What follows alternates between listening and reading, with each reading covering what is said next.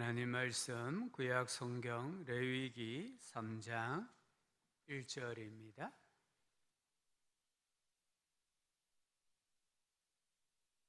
구약 성경 1148쪽 레위기 3장 1절부터 5절까지 말씀을 교독하여 읽겠습니다.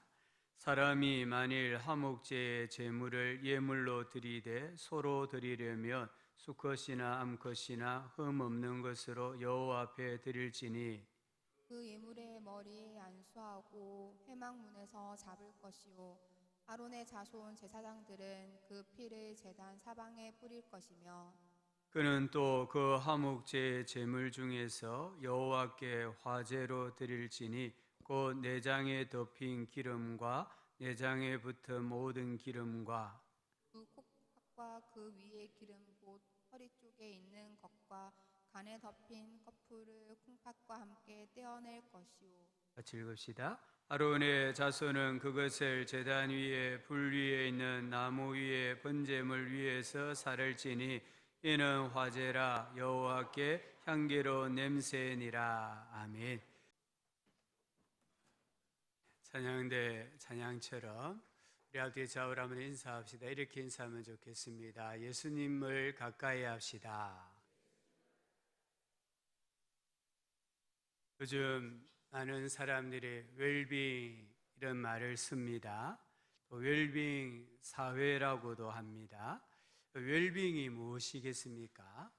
웰빙은 말 그대로 건강한, 안락한, 만족한 인생을 살자. 이게 웰빙의 뜻이에요. 웰빙의 사전적 의미는 행복, 안녕, 복지입니다. 진짜 웰빙은 무엇일까요? 정말 내가 좀 더 잘 먹고 또 큰 집에 살고 내가 좀 더 건강하면 웰빙하는 삶을 살 수 있을까요? 성경은 조금 다르게 말씀합니다. 잠언 17장 1절은 마른 떡 한 조각만 있고도 화목하는 것이 제육이 집에 가득하고도 다투는 것보다 나으니라 했습니다. 우리가 생각할 때 웰빙, 진수성찬과 같은 식사를 매끼 하는 거라고 생각하는데 성경은 마른 떡 한 조각 가지고도 가족들끼리 화목하고 인정해 주는 게 훨씬 행복한 가정이다라고 했습니다. 잠언 21장 9절은 다투는 여인과 함께 큰 집에서 사는 것보다 움막에서 사는 것이 나으니라. 우리는 큰 집이면 참 행복할 거다라고 생각하는데 그 집에서 어떻게 사느냐가 더 중요하다는 거예요. 잠언 17장 22절은 마음의 즐거움은 양약이라도 심령의 근심은 뼈를 마르게 하느니라. 진짜 웰빙이 무엇입니까? 마음의 즐거움이에요. 우리 마음이 즐거우면 우리 육체를 치료하는 양약, 좋은 약, 명약이 된다는 거예요. 근데 심령의 근심은 이 뼈까지도 마르게 해버리는 그런 삶을 초래한다는 것입니다. 소그리 문답 제1문은 이렇게 묻습니다. 사람의 제일 되는 목적이 무엇입니까? 사람의 제일 되는 목적은 하나님을 영화롭게 하는 것과 하나님을 영원히 즐거워하는 것입니다. 여기에 웰빙하는 삶이 들어가 있는 거예요. 하나님을 영화롭게 하고 하나님을 영원토록 즐거워하는 삶이 우리 인생이 누려야 될 참된 웰빙입니다. 초대교회 교부였던 어거스틴, 이분이 회심을 하고 교회로 돌아와서 이런 고백을 합니다.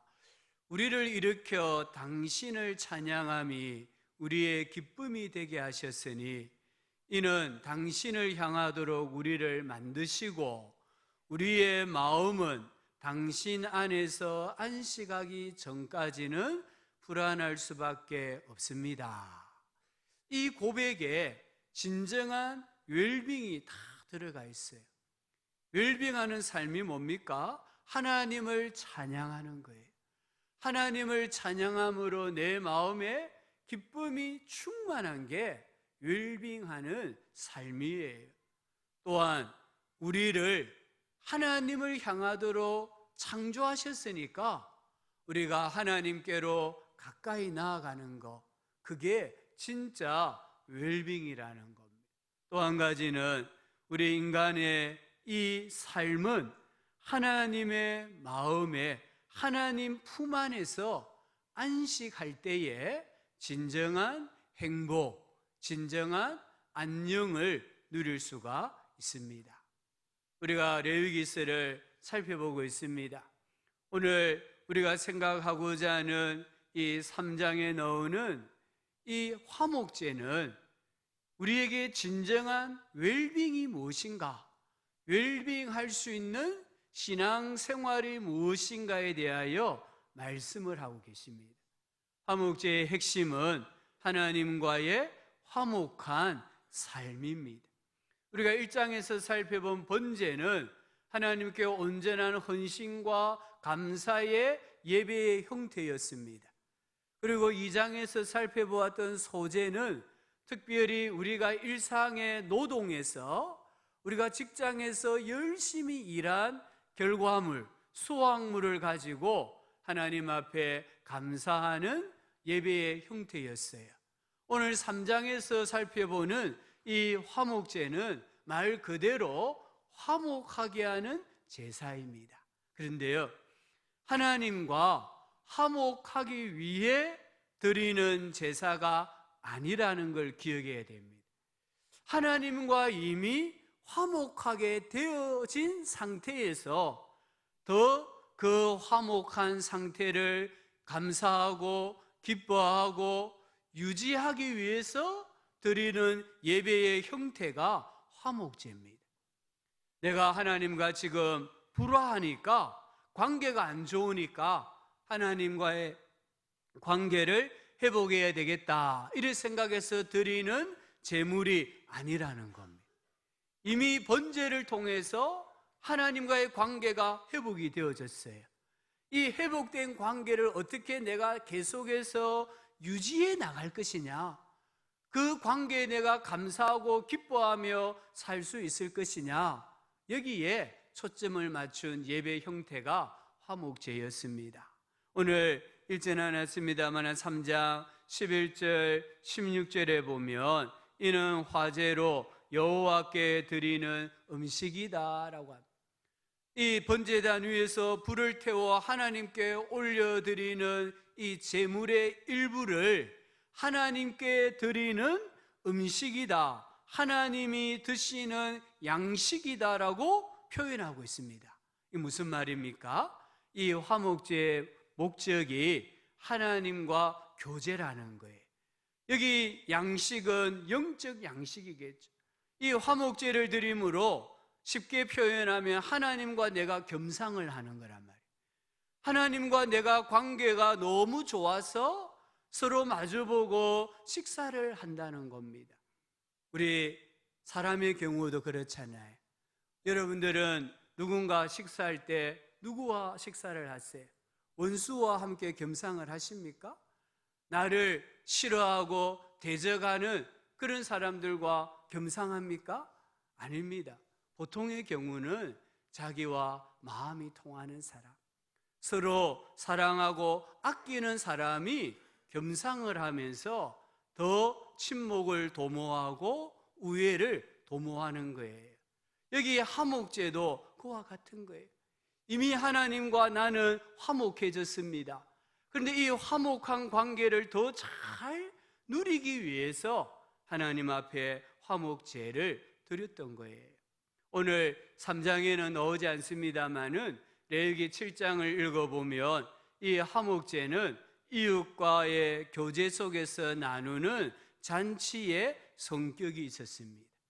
이 하나님께 올려드린 제물을 제외하고 나머지 고기를 가지고 제사장과 예배자와 예배자의 가족과 또 그 성전뜰에 와 있는 이웃들, 사람들과 함께 고기를 나누어 먹었던 것입니다. 이 하목제의 히브리어는 셜라밈입니다. 셜라밈은 샬롬이라는 단어에서 나왔어요.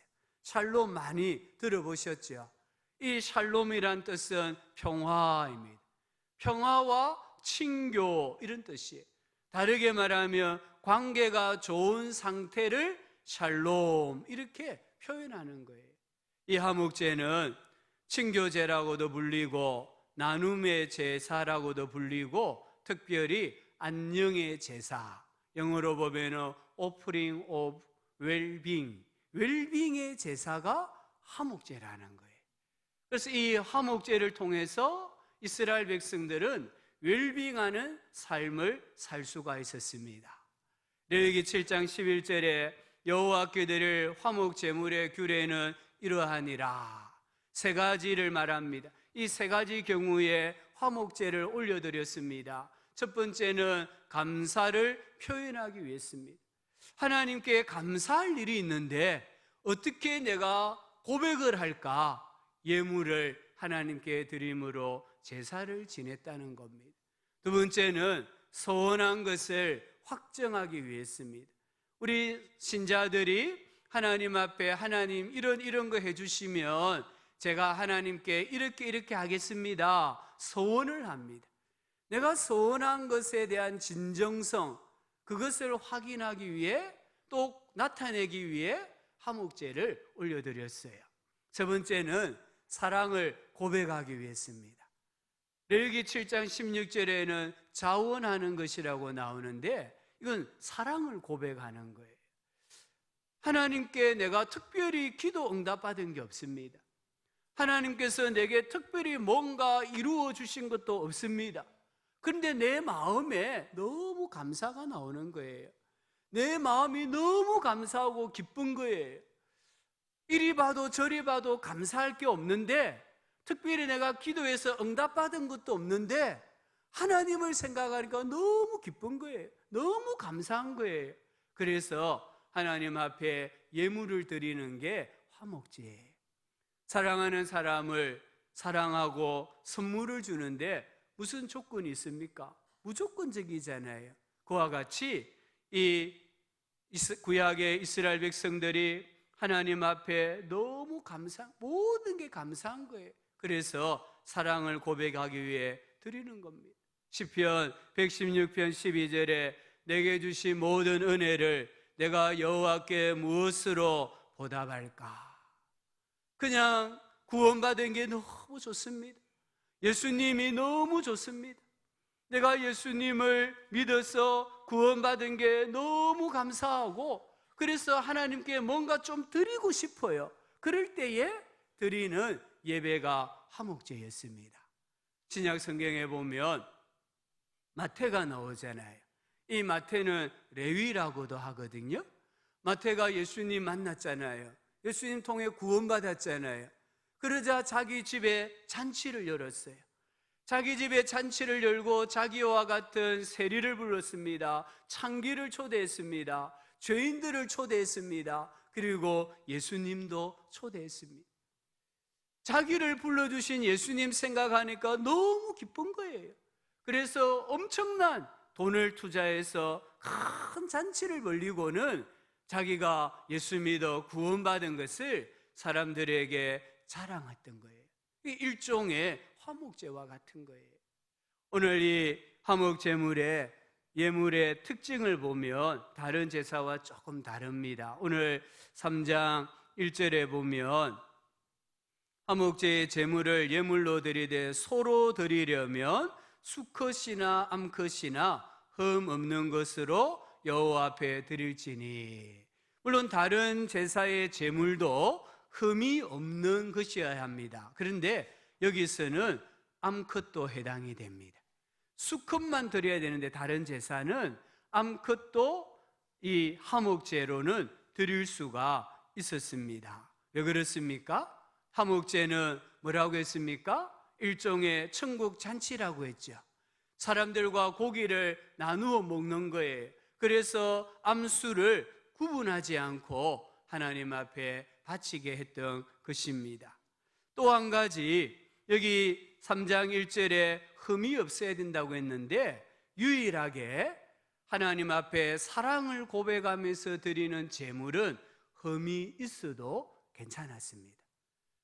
다른 제사에 흠 있는 것을 드리면 하나님을 멸시하는 거예요. 그런데 이 사랑을 고백하기 위해서는 하나님께서 흠이 있어도 괜찮다라고 하신 겁니다. 무엇을 말합니까? 감사하는 마음을 미루면 안 된다는 거예요.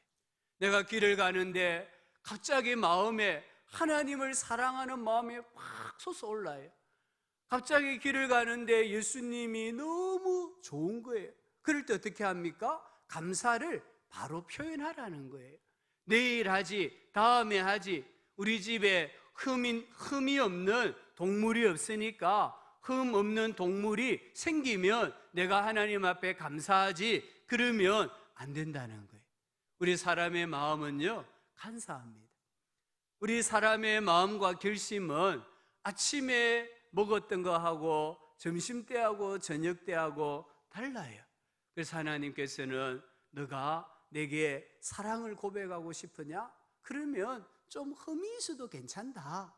그것을 가지고 사랑을 고백하고 살아라. 이렇게 말씀을 하시는 거예요. 2절에 보면 재물을 잡는 방법이 나옵니다. 번제와 동일합니다. 근데 2절에 보면은 안수하고 그 예물의 머리에 안수하고, 여기에 안수는 번제와는 달라요. 번제는 짐승의 머리에 손을 얹고 힘껏 누릅니다. 누르면서 자기 죄를 고백해요. 내가 이런 죄를 범하였습니다. 고백하면 내 죄가 이 짐승에게 넘어가요. 그래서 짐승을 불태워 하나님께 드리면 내 죄가 용서를 받아요. 근데 여기 화목제에서 안수하는 것은 감사의 제목을 말하는 겁니다. 이 짐승의 손을 얹고 하나님, 제가 이것 때문에 감사합니다. 감사의 이유를 말을 하고 짐승을 잡는 거예요. 그러면 제사장은 그 피를 그릇에 담아 제단 사방에 뿌리는 겁니다. 오늘 3절, 4절, 또 9절에도 10절에도 보면 제물 중에서 번제단에서 불태워 하나님께 바치는 부위가 나옵니다.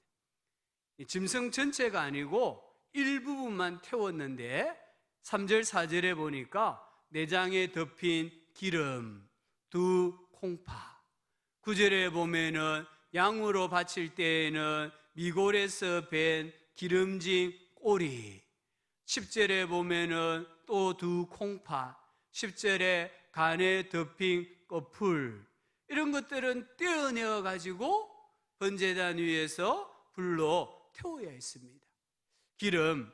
이 기름은 당시 문화에서는 동물의 여러 부위에서 가장 좋은 부분을 말합니다.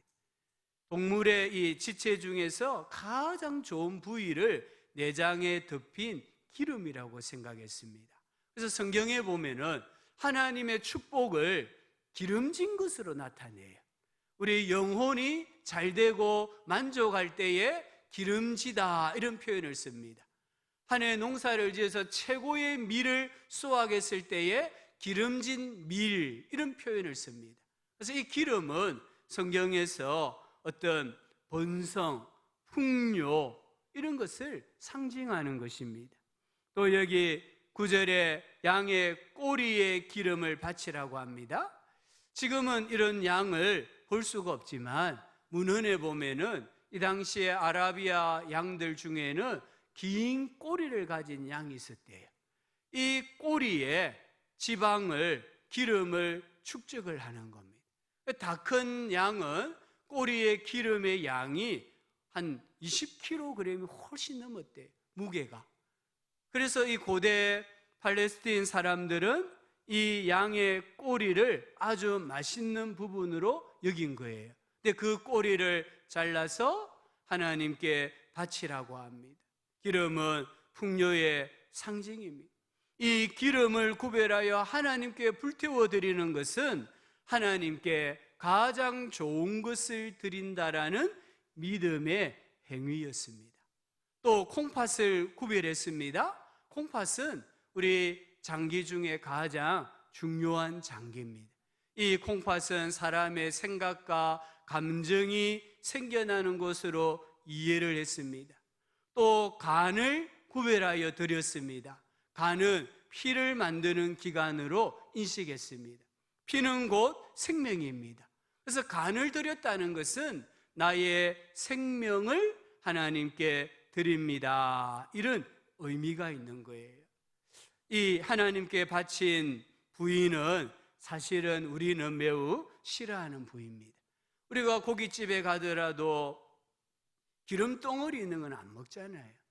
이 살코기를 먹잖아요. 이 기름 덩어리는 성인병의 주범이고 우리 비만을 만들게 하는 주범이잖아요.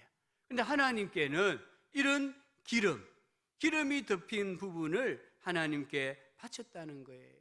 그 당시에 기름과 콩팥은 힘을, 번성을 상징했고요, 뚱뚱한 것은 하나님께 복받았다는 상징이었어요. 지금 우리는 날씬한 걸 좋아하는데 사실 이 성경에 보면요, 하나님 복받은 사람은 날씬한 사람 아무도 없어요. 다 풍푸짐합니다, 이렇게. 그래서 여기도 왜 이렇게 기름을 드렸냐 하면, 기름을 먹으면 사람이 이렇게 좀 뚱뚱해지잖아요.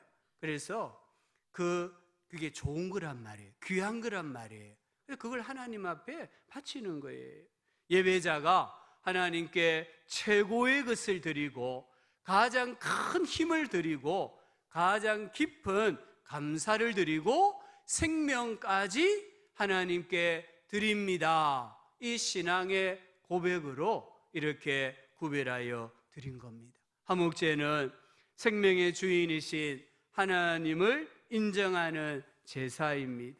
이 기름과 콩팥과 간을 불태워 드리면서 진정한 창조자가 누구냐, 진정한 소유자가 누구냐를 생각하고 하나님이시라고 고백을 하게 한 것입니다. 오늘 예배하러 오신 우리 성도님들도 동일합니다. 우리가 예배를 드리면서 진정한 창조자와 내 인생의 소유자가 누구인가? 하나님이시다. 이것을 깨닫고 고백할 때에 우리의 예배를 하나님께서 기쁘게 받으시는 줄 믿습니다. 17절은 화목제 규정의 결론입니다. 한번 성경을 보시면, 너희는 기름과 피를 먹지 말라. 이는 너희의 모든 처소에서 너희 대대로 지킬 영원한 규례니라. 여기 피와 기름과 피를 먹지 말라 했습니다. 피는 생명의 근원입니다. 기름은 짐승의 가장 좋은 부분이라고 했습니다. 기름과 피를 먹지 말라, 이 말은 이 제물에만 적용이 됩니다. 하나님께 올려드리는 제물의 기름, 피는 먹으면 안 된다는, 언제까지? 영원토록 먹으면 안 됩니다. 그 외에 동물의 기름도 먹을 수 있고요, 또 피도, 예를 들면 어떤 사람은 사슴의 피도 먹잖아요. 그런 피는 먹어도 괜찮아요. 그런데 하나님께 바치는 것에서는 내 것과 하나님의 것을 구별해야 된다는 겁니다. 내게 주어진 인생, 시간, 물질, 재능, 은사, 이 모든 것들을 내 것과 하나님의 것을 구별하셔야 돼요. 내가 쓸 수 있는 물질, 쓸 수 있는 시간, 재능, 은사, 하나님 앞에 바쳐야 될 것 철저하게 구별하라는 겁니다. 언제까지? 영원토록. 이건 절대적인 금지입니다. 영원토록 구별해야 된다는 거예요. 그러면 하나님께서 이 화목제를 향기로운 냄새로 받으시고 우리와의 이 화목한 관계를 계속해서 풍성하게 유지해 나가신다라고 말씀합니다. 신약시대의 화목제는 예수님께서 십자가에 달려 죽으심으로 폐지되었습니다. 화목제의 틀은 폐지되었습니다. 오늘 우리가 하나님 앞에 감사하는데 동물을 가지고 오신 분 안 계시잖아요. 우리는 물질로 하나님 앞에 감사의 제목을 써서 헌금을 드립니다. 그러나 이 화목제의 본질과 정신은 여전히 유효합니다. 내가 어떻게 하면 하나님과 화목하게 된 이 관계를 잘 유지해 나갈까? 하나님과 화목하게 된 관계를 내가 어떻게 하면 감사할 수 있을까?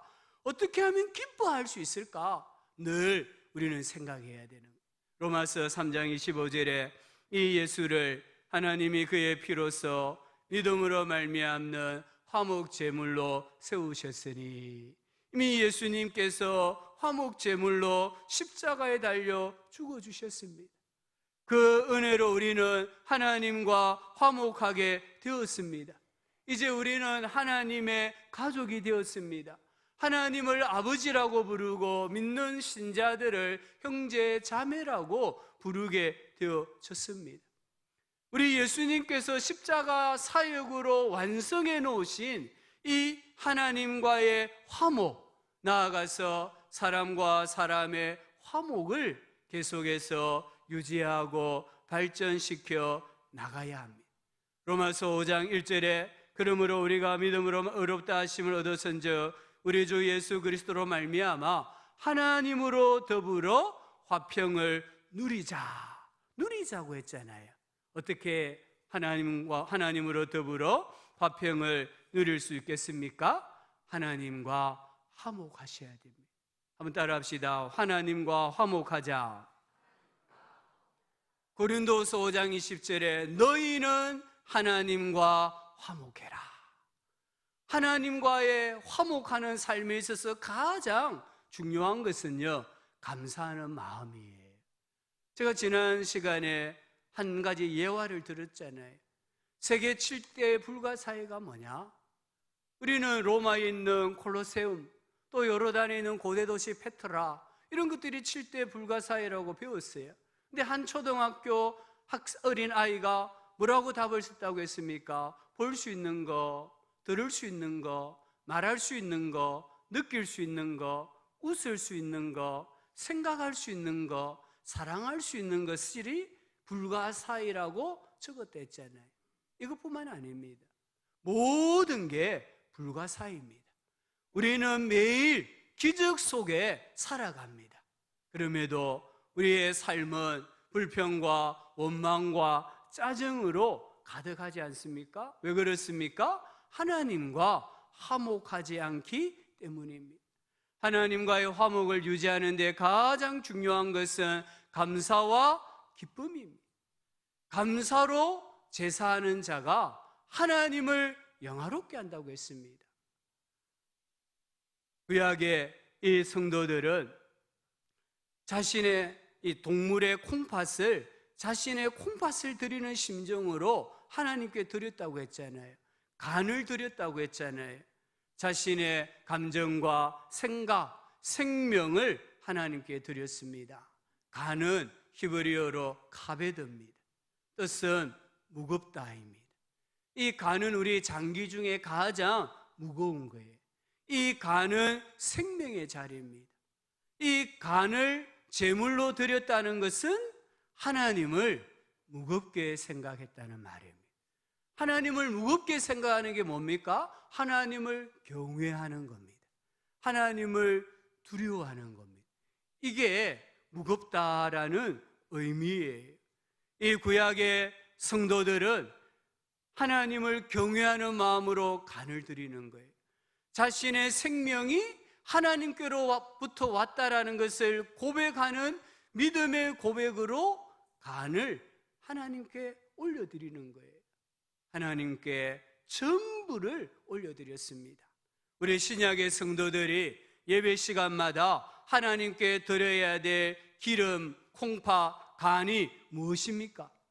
우리 몸을 하나님이 기뻐하시는 거룩한 산 제물로 드리는 겁니다. 어떻게 산 제물로 드릴 수 있습니까?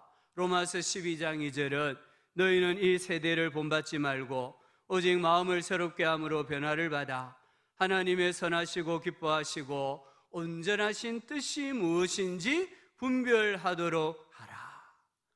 우리의 생각과 감정을 하나님의 뜻에 맞춰야 된다는 거예요. 우리의 생각과 감정과 행동이 일반 사회의 논리나 원리를 따라 행하면 안 된다는 겁니다. 하나님의 선하시고 기뻐하시고 온전하신 뜻에 맞추어서 생각하고 감정을 표현하고 말을 하고 행동하는 것이 하나님이 기뻐하시는 거룩한 산 제물로 하나님 앞에 우리를 바치고 하나님과의 관계를 계속해서 잘 유지해 나갈 수 있는 겁니다. 성경에는 사울 왕과 다윗 왕이 나옵니다. 이 사울 왕은 하나님과 불화했습니다. 화목하지 못했습니다. 그래서 가정이 화목하지 못합니다. 자녀들도 마찬가지입니다. 신하들과의 관계도 화목하지 못합니다. 사울 왕의 마음은 너무나 강팍합니다. 자기 자식들에게도 욕설을 내뱉습니다. 자식을 이용해서 자기의 그 잘못된 욕망을 채우고자 합니다. 사울 왕은요, 하나님과 화목하지 못하니까 갈수록 인간적으로 변하고 맙니다. 사무엘상 18장 29절에 사울이 다윗을 더욱 두려워하여 평생에 다윗의 대적이 되니라. 하나님과 화목함을 유지하지 못하니까 두려워하게 되고 충신을 대적하게 되는 그런 비참한 삶을 사는 거예요. 반면 다윗은 어떻습니까? 다윗은 하나님과 화목한 사람입니다. 그에게는 승리가 있었습니다. 그에게는 기도 응답이 있었습니다. 사무엘상 18장 14절에 여호와께서 그와 함께 계시니라. 하나님이 함께 계셨다고 했습니다. 사무엘하 8장 6절 또 14절에 다윗이 어디로 가든지 여호와께서 이기게 하시니라. 하나님과 화목하니까 다윗이 어디로 가서 전쟁을 하든지 하나님이 승리를 주셨다는 거예요. 결과가 무엇인지 아십니까? 사무엘하 3장 1절에 다윗은 점점 강하여 가고 사울의 집은 점점 약하여 가니라. 우리 성도님들, 하나님과 화목하심으로 하나님과의 화목한 관계를 잘 유지하고 발전시키심으로 점점 더 강해지는, 강성해지는 그런 인생이 되고 가정이 되실 수 있기를 주의 이름으로 축복합니다. 우리 성도님들, 교회 안에서도요, 정말 웰빙 하셔야 돼. 누가복음 15장에 보면은 탕자의 비유가 나오잖아요. 어떻게 생각하십니까? 아버지 마음을 뒤집혀 놓고 자기가 받을 유산을 미리 챙겨서 먼 타국에 가서 허랑방탕하고 정말 거지 중에 상거지가 된 이 탕자가 불행합니까? 아니면 아버지 집에 있으면서 감사하지 못하는 큰아들이 불행합니까? 누가 불행합니까? 큰아들이에요.